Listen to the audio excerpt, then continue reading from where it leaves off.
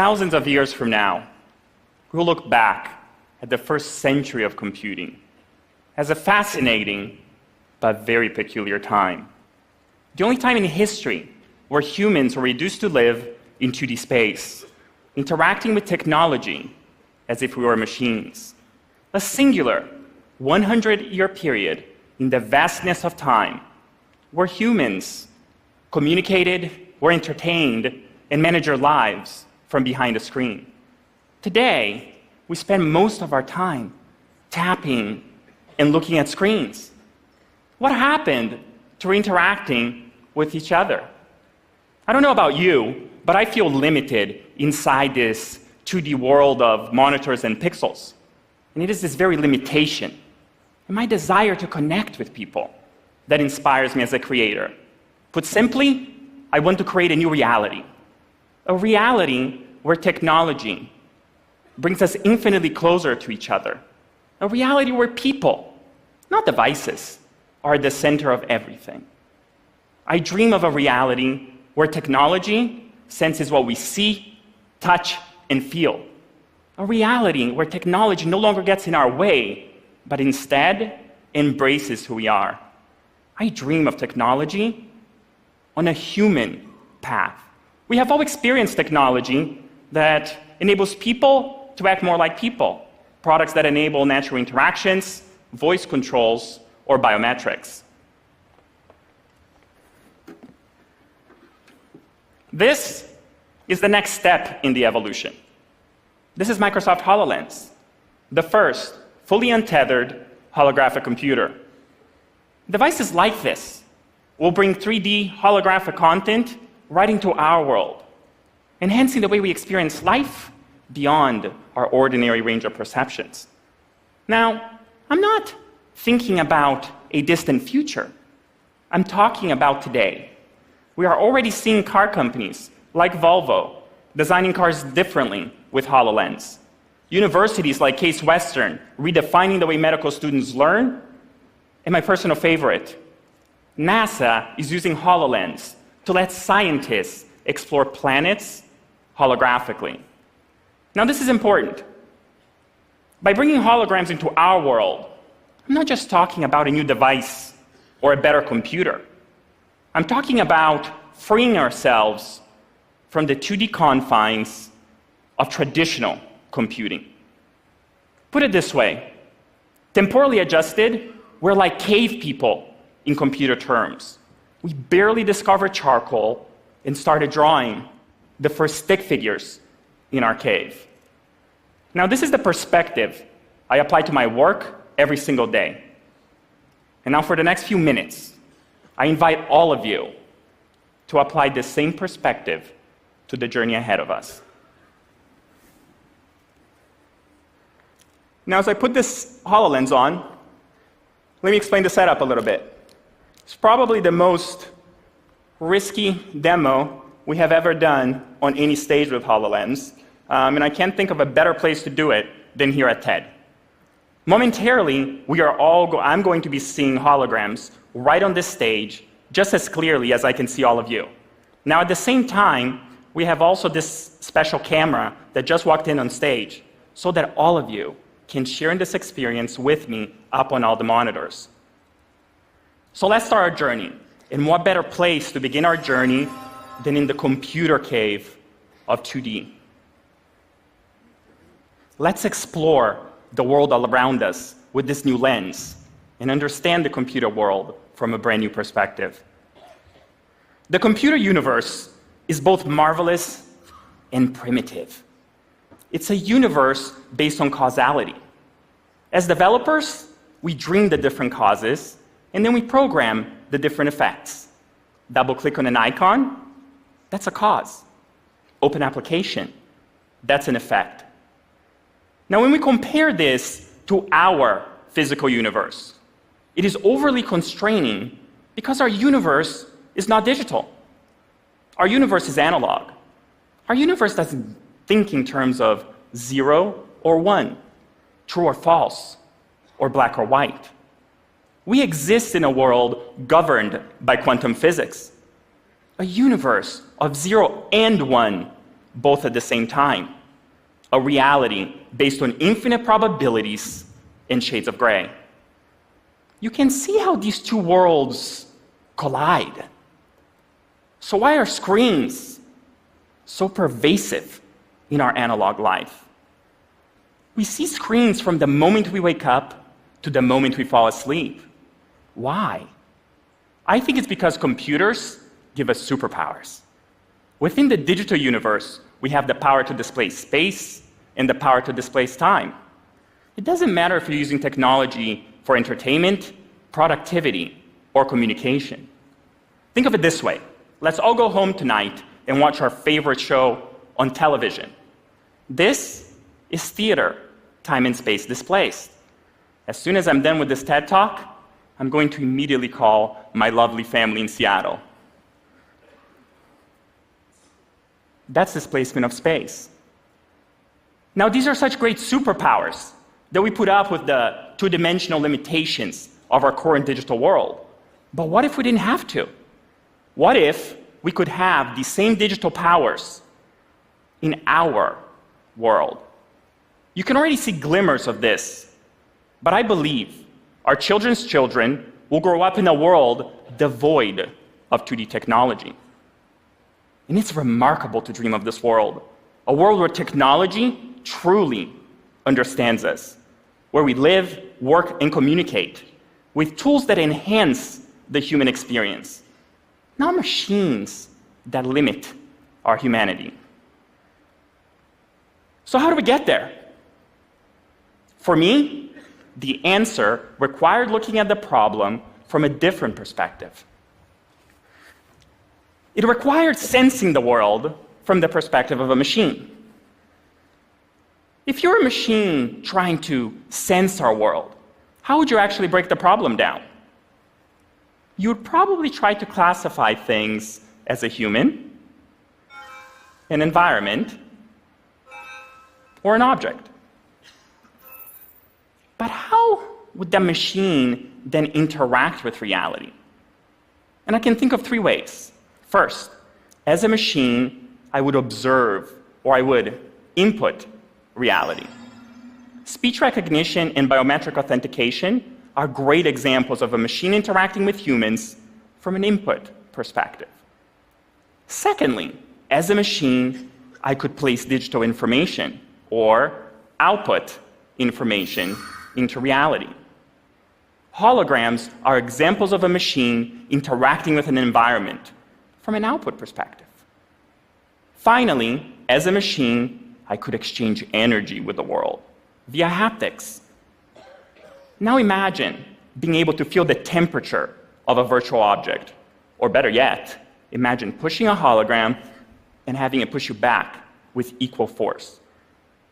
With this perspective, we are able to collapse reality into a simple matrix. Now here's a secret. As an engineer, I get really excited anytime I can reduce something into the matrix. From self-driving cars to smartphones to this holographic computer on my head, machines are becoming capable of understanding our world. And they are starting to interact with us in significantly more personal ways. Now imagine having granular control over everything in the world. Move the dial one way, and you get reality. Move the dial the other way, and you get virtual reality. Now, imagine dialing your entire environment between virtual and real worlds. I love it down here. Now, imagine if I could look at all of you and dial from real humans into elves. When technology truly understands our world, it will again transform the ways we interact, the ways we work, and the ways we play.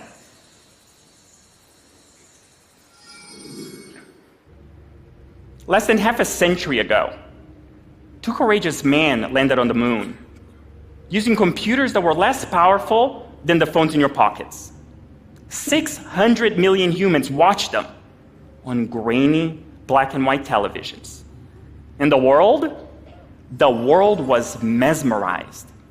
Now imagine how our children and their children will experience the continued exploration of space with technology that understands this world. We already live in a world where real-time universal translators exist. And I can squint, and I can already see holographic telepresence in our near future. In fact, since we've been lucky with our demo so far, let's try doing something else even more crazy. I invite you to experience, for the first time anywhere in the world, here on the TED stage, a real-life holographic teleportation between me and my friend, Dr. Jeffrey Norris from NASA's Jet Propulsion Laboratory. Fingers crossed. Hi, Jeff. Hey, Alex. Whew, that worked. How are you doing today, Jeff? Doing great. I've had an awesome week. So can you tell us a little bit, Jeff, about where you are? Well, I'm actually in 3 places. I'm standing in a room across the street, while I'm standing on this stage with you, while I'm standing on Mars, 100 million miles away. Wow, 100 million miles away. This is crazy. Can you tell us a little bit more about where all this data from Mars is coming from? Absolutely. This is a precise holographic replica of Mars, built from data captured by the Curiosity Mars rover that I can explore as easily as a place on Earth. Humans are natural explorers. We can instantly understand an environment just by being present in it. We've built tools like our Mars rover to extend our vision and lengthen our reach, but for decades, we've explored from a seat behind screens and keyboards. Now, we're leaping over all of that, over the giant antennas and the relay satellites and the vastness between worlds, to take our first steps on this landscape as if we were truly there. Today, a group of scientists on our mission are seeing Mars as never before. An alien world made a little more familiar because they're finally exploring it as humans should. But our dreams don't have to end with making it just like being there. When we dial this real world to the virtual, we can do magical things. We can see in invisible wavelengths or teleport to the top of a mountain. Perhaps someday, we'll feel the minerals in a rock just by touching it. We're taking the first steps, but we want the whole world to join us in taking the next, because this is not a journey for a few, but for all of us. Thank you, Jeff. This was amazing. Thank you so much for joining us on the TED stage today.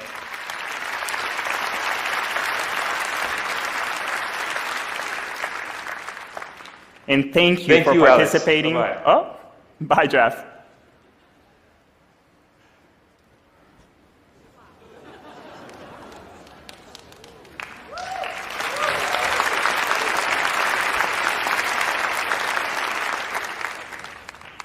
I dream about this future every single day. I take inspiration from our ancestors. We used to live in tribes where we interacted, communicated, and worked together. We are all beginning to build technology that will enable us to return to the humanity that brought us where we are today. Technology that will let us stop living inside this 2D world of monitors and pixels and let us start remembering what it feels like to live in our 3D world. It's a phenomenal time to be human. Thank you.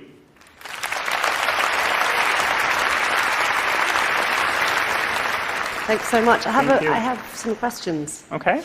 Okay, so there's been some talk in the press, and I'm just going to ask you straight so that then you have a straight answer. There's been talk about the difference between the demos and the reality of like the commercial product. Mm-hmm. Talk about this field of view issue. Is this type of experience what someone who buys the product will get?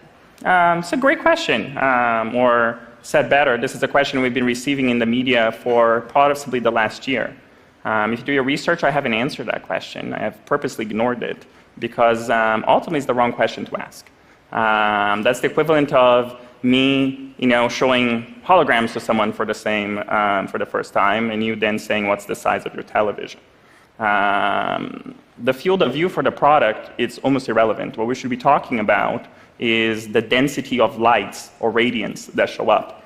Better said, what the angular resolution is of the things that you see. So from that perspective, what you saw, the camera's wearing a HoloLens, so even if I wanted to cheat, I can't. What you are seeing. But the camera has a different lens on it than our eye, right? The camera has a fisheye lens on it, right? So it's seeing a much wider view than the human eye is. Right. So if you think about the points of light that show up radially from the vision of the camera, which is the thing that matters. How many points of light can I get in a given volume? That's the same as I get on this HoloLens as I will on that one.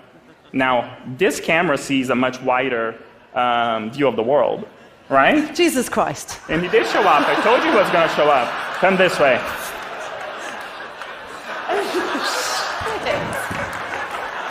There's holographic Jeff Norris. I knew something was happening, but I really wasn't sure. So in short, to be super crisp, the camera that you see on the screen has a wider field of view than the human eye, but the angular resolution of the holograms that you see, the points of the points of light per unit of area, are actually the same. So you spent, Jeff, I'll get to you in a minute. I don't look quite, yeah. So you spent a lot of time mapping the stage. So That's right. Help me out here. If I buy a HoloLens and I have it at home, I don't need to map my apartment, right? The HoloLens maps in real time at about 5 frames per second with this technology that we call spatial mapping. So in your home, as soon as you put it on, holograms will start showing up, and you'll start placing them, and you'll start learning your home. In a stage environment where we're trying to get something on my head to communicate with something over there, with all of the wireless connectivity that usually brings all conferences down, we don't take the risk of trying to do this live. So what we do is we pre-map the stage at 5 frames per second with the same spatial mapping technology that you'll use with the product at home, and then we store it so that when there's shenanigans of wireless in an environment like this between camera, HoloLens, and the one on my head, we don't have things disappear. Because ultimately, the holograms are coming from this HoloLens, and that one is just viewing the HoloLens. So if I lose connectivity, you would stop seeing beautiful things on the screen. And it was beautiful. Jeff? Yeah? Hi. I'll take a step back. So Jeff, you were on Mars, you were here, you were in a room across the street. Tell me more about the fact that with holograms you don't have sight. You have sight, but you don't have touch, you don't have smell. Is this scientifically useful now? That's my question for a hologram. Thanks for the question. Absolutely, I believe that these technologies are scientifically useful right now, and that's why we're using them in multiple parts of our work at NASA. So we're using it to improve the ways that we explore Mars. We're also using it for our astronauts on the space station. We're even using it now to design the next generation of our spacecraft. Amazing. Okay, Jeff, please go away. Thank you very much. Alex, really, that was amazing. Thank you so much. Thank you. Thank you. Thank you.